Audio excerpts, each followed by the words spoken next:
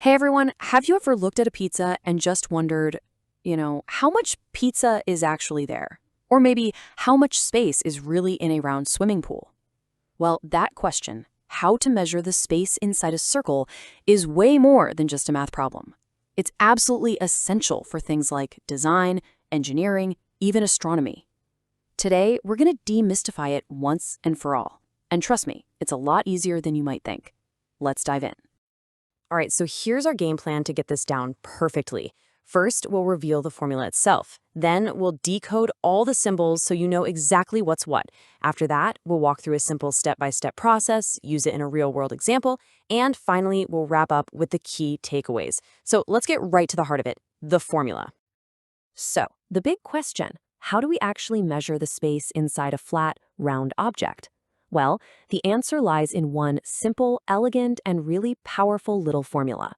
Think of it as the key that unlocks the secret of the circle.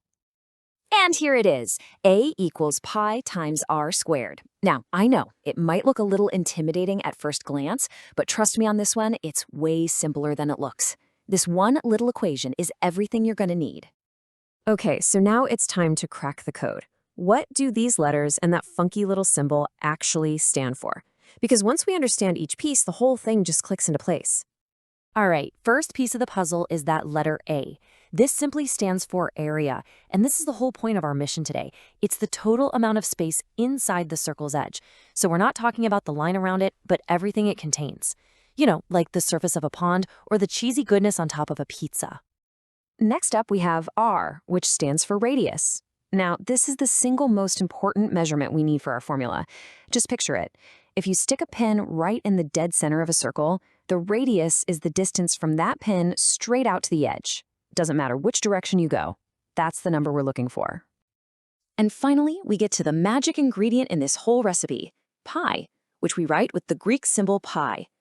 Pi is a special number called a constant, and that just means its value is always the same, no matter if you have a tiny circle or a giant one. For our purposes, we'll just use the easy-to-remember approximation, about 3.14. Okay, pay close attention here, because this is where a lot of people trip up. It's really easy to confuse the radius with the diameter. The diameter is the distance all the way across the circle, from one edge to the other, passing right through the center.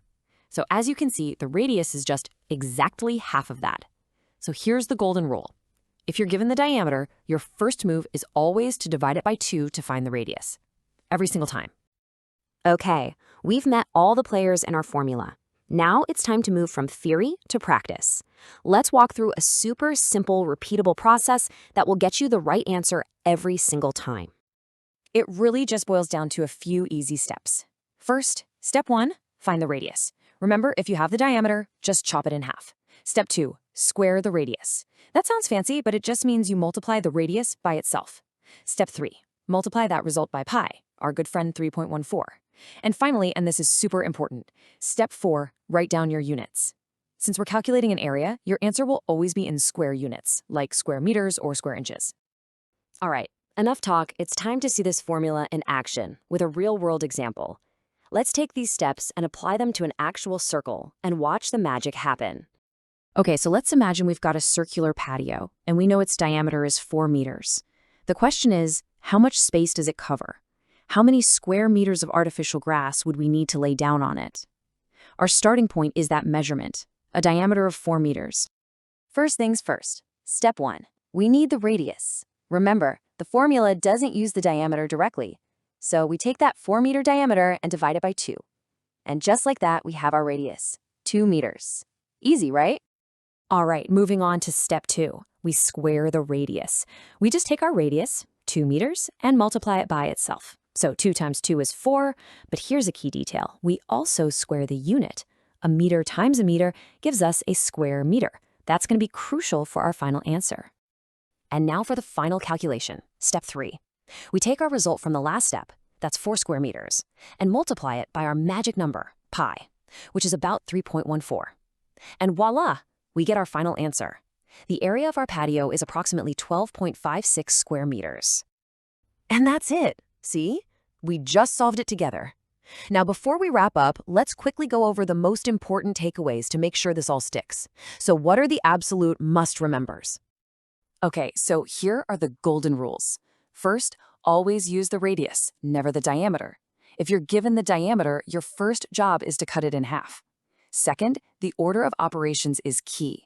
You have to square the radius first before you multiply by pi. And third, don't forget your units. Your answer is an area, so it's always going to be in square units, like square meters or square feet. You nail these three things and you'll get it right every time. So now, the challenge is for you. Just take a look around. What about the top of your coffee mug, a clock on the wall, the wheels on a bike? With this knowledge, what circles around you can you measure now? Thanks so much for tuning in, and I'll catch you on the next one.